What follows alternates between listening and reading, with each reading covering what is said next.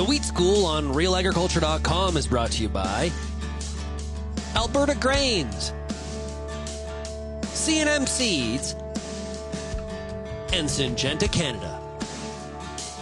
Find more episodes of The Wheat School by going to wheatschool.com.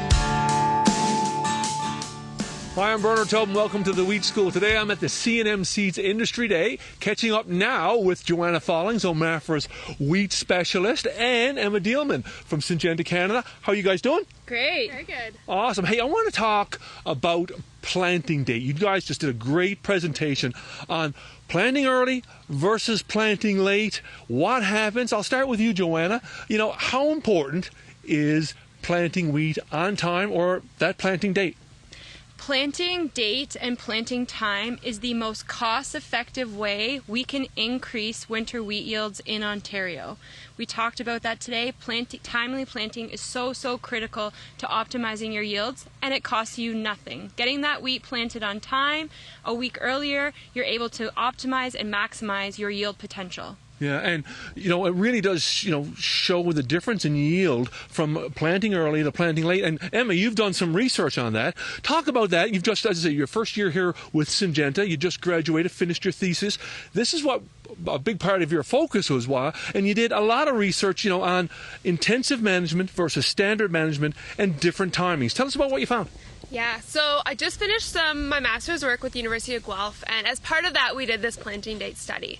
So we looked at 4 different planting timings. We call them early, mid-late, and late.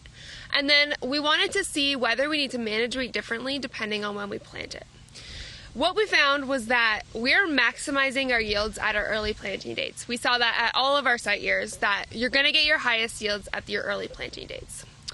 We found that you're getting 100% of your maximum yield at your early planting, and then as planting is delayed, this starts to decrease by about 95 to 100% in our mid-early.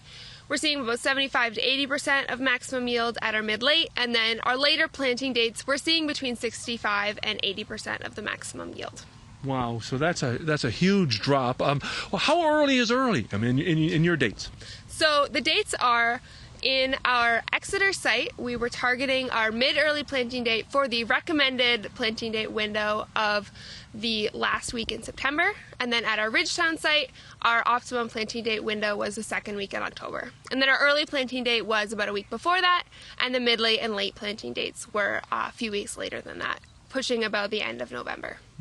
I want to talk about management here, and you did intensive management and standard management. And Joanna, I guess we didn't see a lot of difference there. Does that mean you really can't manage your way out of late planting? No, we cannot. So we found that standard and intensive management had no differences across the planting dates. And so if we're planting late, intensive management is not going to give us more yield. And so what that tells us is that our management is more about timing. So if we have an earlier planted crop and it's the springtime, we're ready to put on nitrogen, we've got lots of tillers there, we could probably delay that early nitrogen application. But if we've got a late planted field where we don't have lots of tillering, we've got a thinner canopy, we actually want to be going out right at green up and getting that nitrogen on. So in terms of management, what this research found is it's more about timing rather than intensity. Emma, I want to talk about grain heads, and you did a little bit of some work on this as well. And Joanna, you've heard this in the recent years. We talk about, hey, if we can increase those number of grain heads, we can push yield. Can planting have an impact on that? Absolutely. So as part of this study, we broke down our wheat yields into the yield components. So that's the number of grain heads, the number of kernels per head, and kernel weight. And what we found was that the big driver for higher yields at earlier planting dates was the higher number of grain heads. So we consistently saw more grain heads at our earlier planting dates and less at our later planting dates.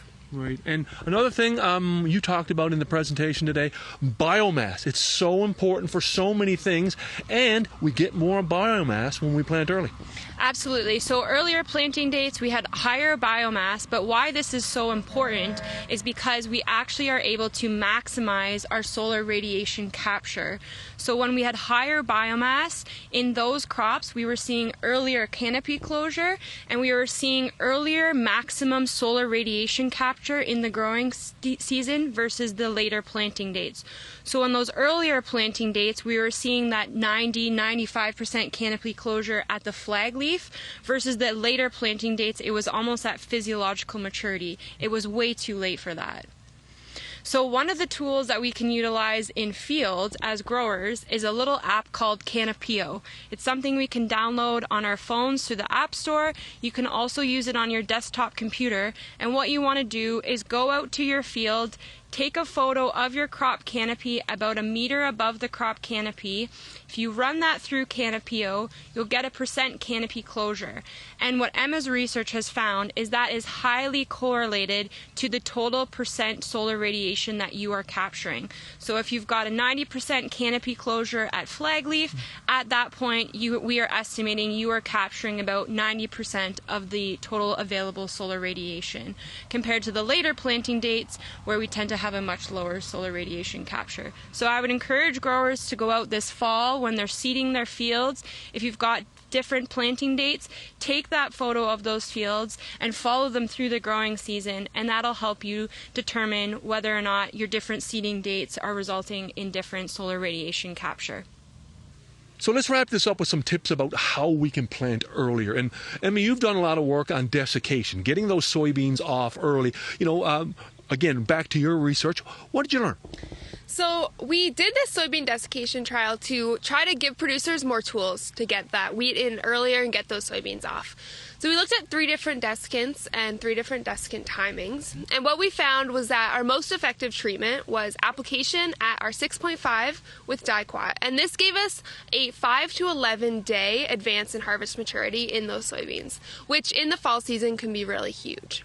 But what we also saw with that treatment was there's some risk of yield loss. So we saw lower yields in that soybean crop with that early desiccant application.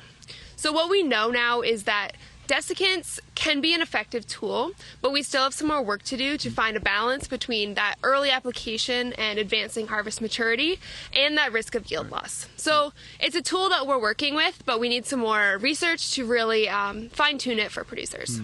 Hey, and final point to you, Joanna, and that is building on this, and that is variety choice in soybeans. Maybe we can choose a little earlier variety in a soybean that is going into some ground that's going to end up in winter wheat. Absolutely. In those fields that are intended for winter wheat, we should be looking at our soybean varieties. And if we consider a half a maturity group shorter, that generally equates to about 2 bushels per acre loss in our soybeans, but we're able to plant our winter wheat on average 5 days earlier. If we go to a full maturity group, we're looking at a 4 bushel loss in our soybeans, but almost a 10-day planting date advantage in our winter wheat.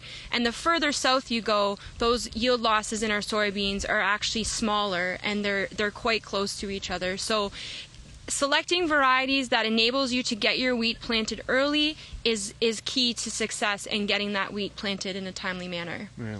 Well, hey, thank you to you both. Some great insights today. Always great to have you both on the Wheat School. Thanks for having us. Thank you.